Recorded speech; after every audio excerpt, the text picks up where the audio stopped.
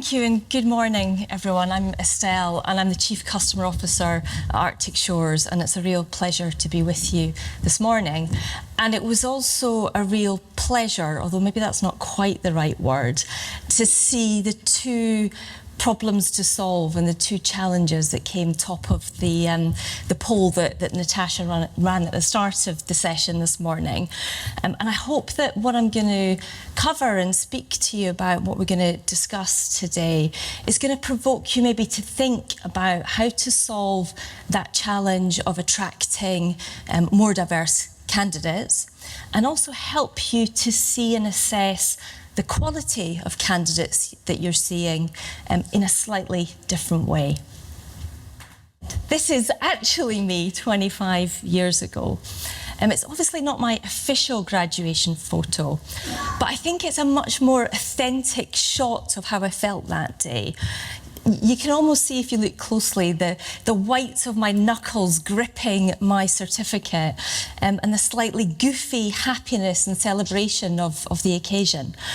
The joy of not just having got through the finals, but the strong sense I had that day of feeling that my 2-1 law degree from Edinburgh University was my golden ticket to a fairly exclusive pool and roll of jobs.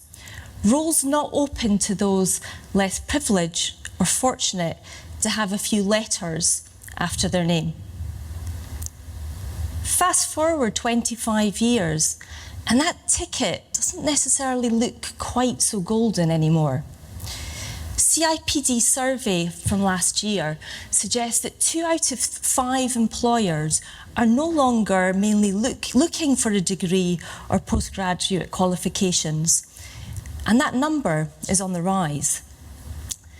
In part, that's because there's a growing body of evidence that suggests that academic qualifications are actually an extremely poor predictor of on-the-job success. But in spite of the evidence that there's a loosening of ties to that 2-1 or even any degree requirement, there is an other equally false friend to which we all remain pretty much addicted in recruitment. Our poison? Experience. And even though that we might have a feeling that experience-based hiring is not doing a brilliant job for our people, our candidates, or our companies, and indeed, there is also a growing body of evidence that previous experience is an equally poor predictor of future performance. Let's be honest with ourselves. Most of us remained pretty fixated at looking at campaigns and candidates through that lens of previous experience. Even when we know that a human being screening a CV can have up to 150 different biases in action, we seem unable to step away. And I would argue that the CV and traditional application formats that are already under pressure for creating hiring bias should now firmly be on the recruitment scrap heap, thanks to ChatGPT and generative AI. And a major challenge for all of us as recruitment leaders that really should be that wake-up call to our experience addiction is that because of digitisation and advances in AI, although there are 855 million jobs that will be lost by 2030, according to the World Economic Forum, there are another 97 million entirely new roles that don't either even exist today or certainly didn't exist 5 years ago. So by focusing on that narrow talent pool that might exist in those areas, competing for those same candidates that might have that experience, we're causing spiralling salaries. And the hard and difficult truth for us all is that if we keep hiring on how we've always been hiring, based through that lens of experience, you're radically reducing your chances of success. Furthermore, our obsession with experience-centric hiring is exacerbating that diversity divide. How do we make the changes that we want to see in terms of diversity if we could keep looking to the same pools with the same experience? Of course, I wouldn't want to be the person under the knife or the passenger on the plane of the surgeon and pilots if they were hired purely on the basis of potential. And for most roles, experience might also be relevant. But what I am arguing is that it should not be the central and single factor in finding the best talent.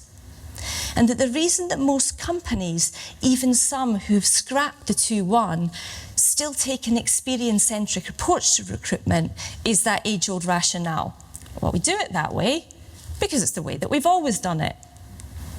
A combination of all of these factors were fundamentally what drove Arctic Shores to completely rethink how we hire, to move away from experience-based hiring and towards hiring for potential. And the incredible results for us in that shift then triggered some really fascinating conversations with some of our customers. And we wanted to take what we'd learned and to support those customers in making that shift too, to escape the experience trap and to hire for potential. And the story that I want to share with you now is how we did that on a pilot basis in partnership with Siemens. And I want to share with you the impact that that's had. And this is a project that we carried out in January and February of this year. So as Natasha mentioned, our executive sponsor of that project, John, he's sadly not in the room with us today, but sort of like the BAFTAs when the winner can't make it to the awards ceremony, John's recorded a number of videos that I'm going to share with you over the next 10 or 15 minutes. So why don't we hear first off why John decided to embark on this whole journey of hiring purely for potential. I have a real interest in finding the best potential for the roles that we have today and tomorrow in Siemens, and I think like many businesses we found it really challenging to find the best available talent in recent times. We have an excellent talent acquisition team in Siemens, and we've used very standard traditional methods which have worked in the past. And more recently, the numbers of people that we've been attracting, maybe has stagnated. We've seen some challenges of the gap between attracting the right people and taking them to interview, and then even down to making a job offer. It's very competitive out there. So I think there's a theory that if you keep doing the same things, you're going to get the same results. So working with the head of talent acquisition, I wanted to do something just a little bit different. Siemens worked with many partners in this space, and I know we've worked with Arctic Shores historically, particularly around early talent. My roles weren't necessarily early talent, they were more mid-professional type roles. One came available, and what the heck, let's go for it. We connected with Arctic Shores. Jen Boyle came and did a superb presentation to my leadership team back in November, and from that point conversations started to spin out, and working with the team we commenced to expand the relationship. When you're in a competitive space, everybody is going with their bucket to the same well for the same water. Very static type of individuals, both in terms of diversity, skill set, potential and experience, which makes it more competitive and makes it more challenging to find the right candidates. So we wanted to go to a different well with a different bucket and to tap into a different pool of individuals. The initial criteria of the pilot was to increase the level of attractiveness of the roles, a greater propensity from attraction to the final phases, and ultimately the success was to have a pilot that we could understand what we can learn from as well. So we were not too concerned with making it absolutely perfect. In a way, we wanted things to go wrong so that if we did expand the project down the road, we could learn from that and continue to make it better under the interest of continuous improvement. So the specific role that we piloted was a project engineer. It was a vacancy that had been open in Siemens for 200 days with no sign of the position being filled.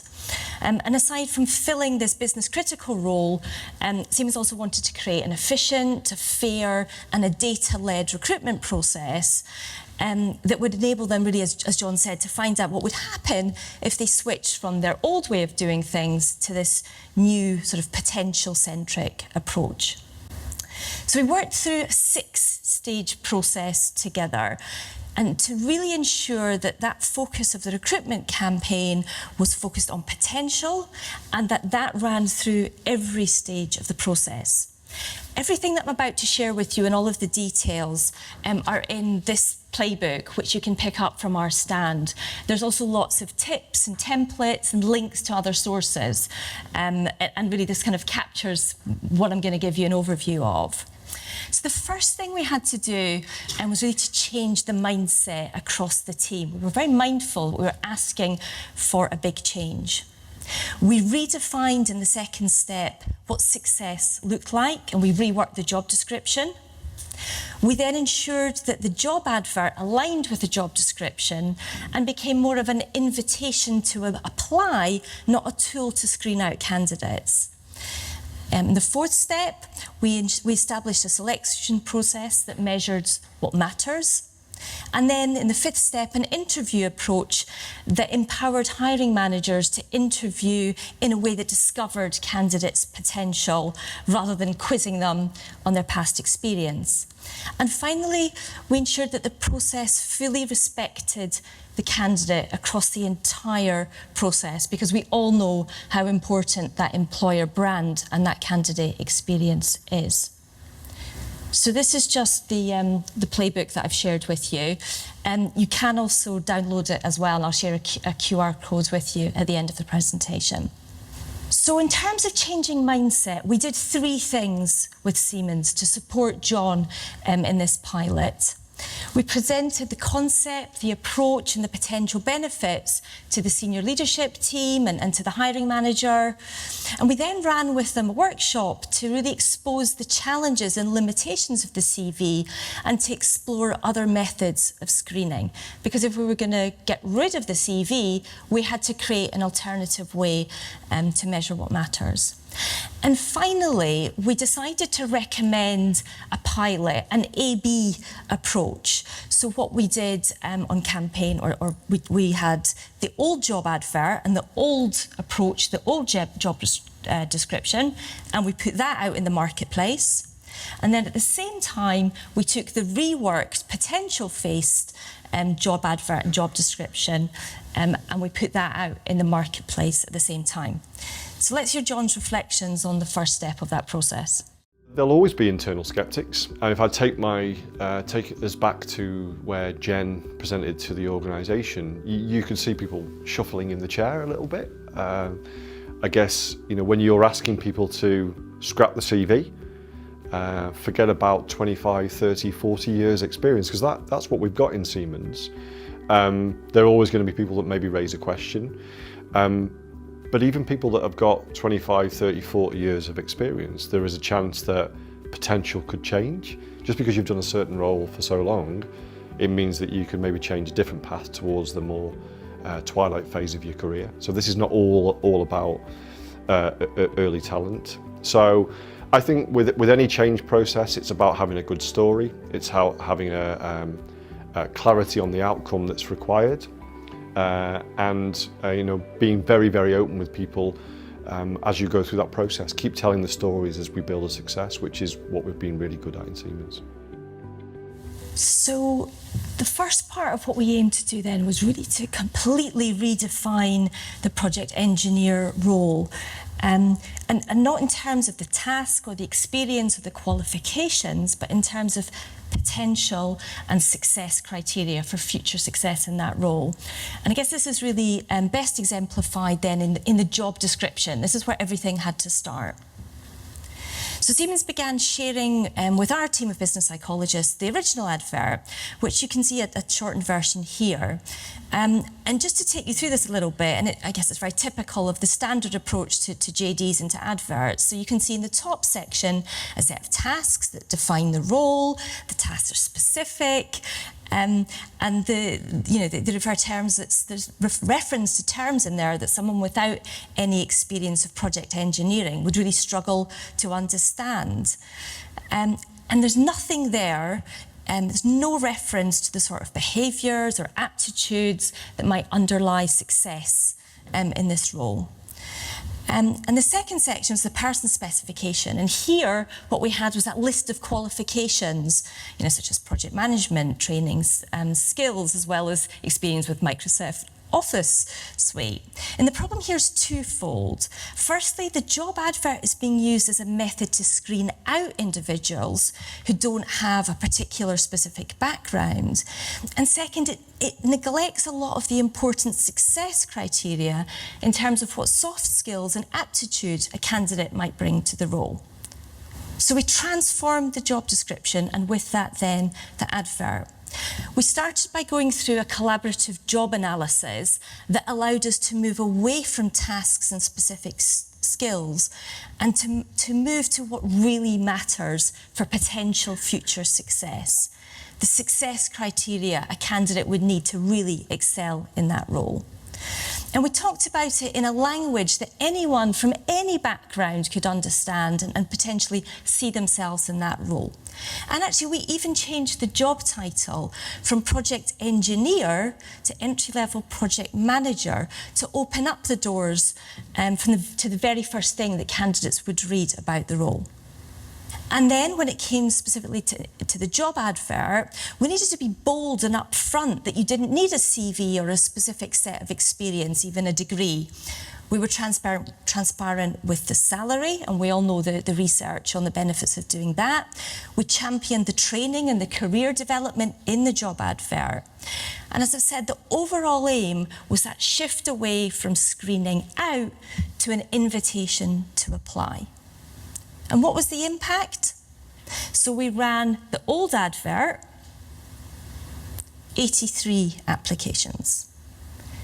The new revised advert, 533 applications. Result, we'd widened the funnel and got a huge number of applications. And so the challenge then was to ensure that we selected candidates with the right potential to really measure what matters and find a fair and scalable way to review all of the applications. And obviously, if you're scrapping the CV, you need to introduce additional data points to uncover the candidates who might fit the role. And we found that the most effective approach, and indeed what we did with Siemens, was to have two specific data points to replace the CVs. Some subjective questions and then an objective measurement of how a candidate will perform. So the overall process looked like this. The key was to get an understanding of behavioural, soft skills, cognitive abilities, and the candidate's motivation. And there were two parts to it. Pre-SIFT. So Arctic Shores task-based assessment, not a self-report psychometric assessment, but an assessment that uses neuroscience and what takes up to 5,000 data points, looking at how the candidate completes some online tasks, not an assessment of what they say about themselves. And then we also asked candidates to answer only four quite open questions, which again were all about understanding their motivation and their potential and their alignment with the company's mission and values. Having screened in candidates based on their potential, we then wanted to give them a chance to bring their capabilities to life in the interviews. No point in having gone through that effort and all that work if the interview then just interrogated past experience. So we worked really closely with Siemens to ensure that bias wasn't reintroduced into the process and that the hiring manager process was consistent and objective. And we were really mindful that even without the subjective biases from CVs, interview questions can inadvertently favour certain groups or individuals with particular experience. And again, the goal wasn't about catching out candidates, but about providing them the opportunity to explain more about their natural strengths that they had revealed in the previous stage. And just here's an example of how we did that. So you might remember from the job advert that planning and delivering were two success criteria that we'd identified as being important. So this top question was the one that we posed, not a question that was, give me an example of a time when blah, blah, blah, blah, blah. The final step in the process was really about having this culture and thinking about respecting the candidate. And I think you can probably see from what I've explained that the process or the experience for the candidate in the potential, the B group, much more positive and inspiring and exciting and motivating than the traditional approach. But we also wanted to add in two specific things around this. Making sure that we provided accommodations for those with specific needs and ensuring that the campaign conveyed a psychological safety for candidates to share their requirements with us. And then the second element was about providing meaningful feedback to each candidate. And the only way that we could really do that was by having an assessment that had a candidate report that gave direct and time and quick feedback to the candidate, which was personalised but also scalable. So I've given you a little flavour of some of the results along the way, but let me give you the full picture. So I mentioned that we got 533 applications through this new way of doing it. Of those applications, sort of right to work screening, etc., we invited 306 candidates to apply to take the Arctic Shores task-based assessment and to submit answers to the 4 questions. The quality of candidates was so high that 63 candidates scored above 80% in the assessment. And on the basis of how they completed the assessment and that score, we then assessed only those candidates' written questions. Their written answers, I should say. 8 of those candidates then progressed to a potential focused interview, and not by any sort of playing with numbers, but we had 4 men and 4 women. Of those 8 candidates, one was an assistant manager at Aldi, another was working at Kentucky Fried Chicken. These were people who had incredible transferable skills, but would never have been able to demonstrate those but for the CV-less hiring approach. And there was also an internal candidate who had come into the business on an apprenticeship programme and who said he would never have applied for that position. He just wouldn't have been able to apply for that position had it been based on experience. Siemens ended up offering creating 2 posts and offering 2 candidates a job.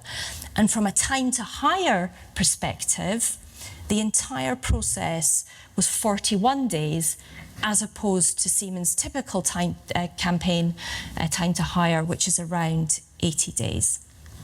And this was just some of the impact in terms of efficiency.